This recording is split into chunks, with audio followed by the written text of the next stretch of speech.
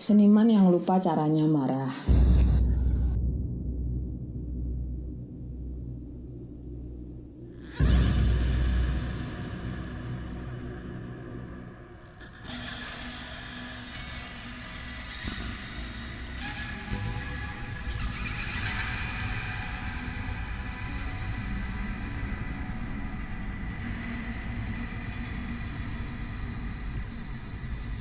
Setelah berpentas 120 menit, seniman itu turun dari panggungnya. Bergantian orang menyalami, mengucapkan puji-pujian padanya yang berhasil pentas. Malam larut, mengurai keriuhan tawa dan kemegahan peristiwa singkat itu. Segala keringat telah kering diusap lambaian tangan para penonton yang juga penggemar, pengikut, hingga penikmat paling setia atas keahliannya memainkan karakter. Di atas pentas, hari seakan pagi. Cahaya lampu membuat ruang-ruang warna dalam kota kegelapan malam. Lalu pada paginya itu, ia merasa menjadi seorang manusia yang sesungguhnya dan mengumpat tanpa suara setelah tepuk tangan bergemuruh menjadi saksi kehebatannya melakonkan tokoh reka. Ayahnya pernah berpesan agar ia tidak menjadi seniman. Seniman adalah waktu-waktu yang terkumpul dalam masa tertentu, selanjutnya lenyap oleh usia. Makin tua makin tidak berdayalah ia. Tiada yang menjamin hidupnya selain tanah Tuhan, asalnya sebagai seorang berakal dan berhati nurani. Ayahnya yang sangat ketat mengingatkan agar tidak ada anak-anaknya yang bermimpi menjadi seniman. Jadilah sebuah doa. Ia memilih seniman sebagai cara menganggukkan kepala ayahnya saat ia mengancam akan bunuh diri jika tidak disekolahkan di institut seni. Seperti pentasnya malam itu, setahun lebih ia melewati riset, mengurangi makan berlebih dan berkenalan dengan lorong kota yang paling gelap. Demi sebuah capaian artistik yang menyentuh bagi penikmatnya, ia tekun latihan setiap hari. Bertemu banyak orang dan membaca hingga menulis tidak bisa lepas dari rutinitas. Barangkali saat pentas itulah ia sangat yakin yang dilakukannya pasti sudah mencapai kata maksimal. Kemudian peristiwa itu terjadi. Ketika ia bersiap di ruang ganti, seorang seniman O muncul menghampirinya. Seniman O melempar beberapa pertanyaan seputar persiapan yang dilakukan. Dan seniman itu yang memiliki nama panggung Lok menjawab sesuai yang telah ia yakini dan lakukan. Seniman O manggut-manggut, lalu mengucapkan terima kasih dan pergi. Lok mencoba menarik napas ulang setelah berbicara begitu tegang dengan seniman besar itu. Ia tidak berharap seniman O muncul kembali, mengajaknya bergabung dalam kelompoknya setelah melihatnya bermain. Kemudian datang seorang aktor biduan, memberinya serangkaian bunga. Katanya agar tidak berdesakan setelah acara, lebih baik sebelumnya diberikan. Aktor biduan itu sangat tidak sabar ingin melihat penampilan Lok. Kabar-kabar proses penciptaan karya Lok telah ia ikuti sejak setahun belakangan. Peristiwa malam itu bisa dibilang adalah puncak penasarannya. Seorang stage manager mengingatkan bahwa pertunjukan akan segera dimulai dalam 5 menit. Angka yang tidak lama lagi bagi sebuah penantian panjang Lok. Penampilan monolognya kali ini adalah pertama setelah beberapa tahun ia tumbuh dalam beberapa kelompok seni. Ia menjadi seorang aktor ketubuhan yang sangat dikagumi ketika ia bergabung dengan sebuah kelompok teater subversif. Soal kemampuannya berbicara sudah tidak bisa diragukan lagi.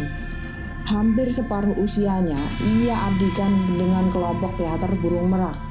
Segala macam teks sampai asal mula kata dalam Nusantara ini, ia lahap dalam berbagai lakon. Ia kini sendiri di atas panggung. Dan mulailah ia melangkah yakin, melepas segala figur yang sudah merajai pikiran dan perilakunya selama menjadi aktor. Seorang seniman. Sebagai manusia baru, ia sangat percaya diri. Lok siap bermain. Panggung gelap. Penonton duduk setia menanti detik kemunculannya. Gelegar musik ilustrasi dibarengi cahaya lampu yang khusus dirancang untuk pertunjukan. perlahan menggambar ruangan di panggung sekaligus dalam pikiran penonton. Temaram namun pasti, merah kekuning-kuningan. Locke mengawali posisi duduk dengan menunjukkan punggungnya kepada penonton. Seperti batu besar yang diterjang sinar matahari siang bolong, ia memajang bagian tubuhnya itu selama kurang lebih 3 menit. Ia berbalik, menatap berpasang-pasang mata di hadapannya. Mulailah ia bermonolog.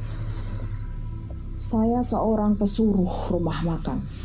Apapun pekerjaan bisa saya kerjakan, kecuali mencicipi masakan enak atau tidak. Karena itu adalah pekerjaan yang berat. Lidah saya terlalu terbiasa merasakan garam, sampai semua yang manis, pedas, asam, saya rasa asin. Semua asin. Saya tidak pernah memesan makanan. Saya terima menu apapun yang diberikan kepada saya, baik dibungkus box atau kertas minyak atau daun pisang. Saya makan meski semuanya rasanya asin, sampai pada suatu ketika saya mengalami kejadian yang membuat saya bisa merasakan rasa yang lain. Monolognya berjalan dengan sangat lancar.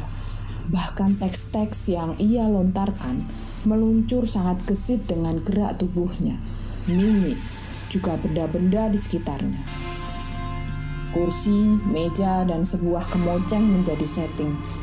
Cahaya dari lampu-lampu itu berkejaran, menjemput adegan demi adegan dalam monolognya. Penonton pun beraneka ekspresi. Perasaannya diaduk-aduk oleh kekuatan Locke. Memainkan jati diri manusia yang barangkali mewakili mereka.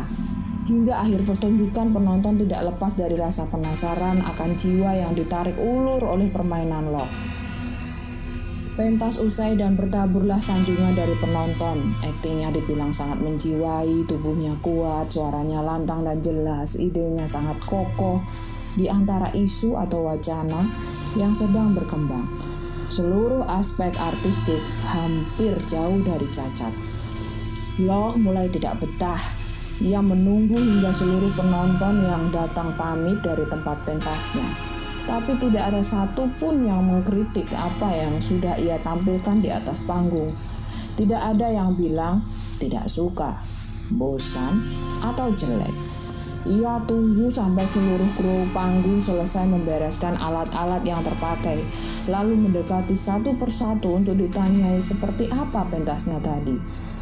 Mereka tertawa.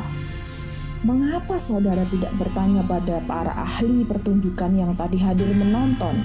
Kami hanya orang di balik layar. Jawaban dari seorang operator tata cahaya justru membuatnya tidak paham. Locke tidak terima. Mereka bilang bahwa mereka orang di balik layar. Mereka adalah orang yang justru berada di hadapannya sejak dari latihan hingga pentas. Mereka penyaksi paling awal. Locke tidak terima, namun ia mencoba membujuk agar keluar beberapa tanggapan dari mereka, dan tidak berhasil. Locke mencari cara lain agar ia mendapat kritikan. Sebelum meninggalkan tempat pertunjukan itu, Locke mengirim pesan pada semua teman-teman seniman yang menyaksikan.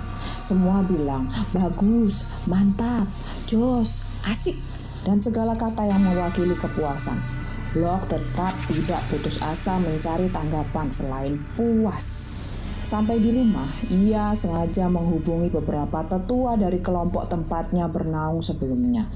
Lagi-lagi, kepuasan yang ia dapatkan dari sekian jawaban senior. Selanjutnya, ia melupakan bahwa dirinya telah berpentas. Ia lupakan dirinya telah memukau banyak orang, memejamkan mata. Ia ingat kembali cicik mula monolognya. Adegan demi adegan ia putar ulang dalam otaknya. Memorinya bahkan tidak memberi kesempatan untuk mengkritik penampilannya tersebut. Ia usap wajahnya dengan kedua telapak tangannya. Locke mencari awan mendungnya dan tidak mampu. Lari dari cermin adalah cara yang biasa digunakan aktor untuk melihat kenyataan apa yang tertempel pada wajahnya. Lebih dari 5 menit di depan cermin, Locke tidak menemukannya. Wajahnya adalah sisa-sisa keringat dan riasan yang belum disapunya dengan sabun muka. Tertuduh, Locke mengambil kursi di tengah ruang tamunya yang berukuran 3 kali 2 meter persegi. Ia duduk menyerupai adegan awal pertunjukan yang telah usai dan mendapat banyak pujian. Ia ulang monolognya sendiri. Gelas-gelas yang masih tersisa ampas hari sebelumnya berjejer dijadikannya penonton. Lampu neon warna putih ia ganti dengan cahaya lilin. Locke berpentas. Yogyakarta, Mei 2018.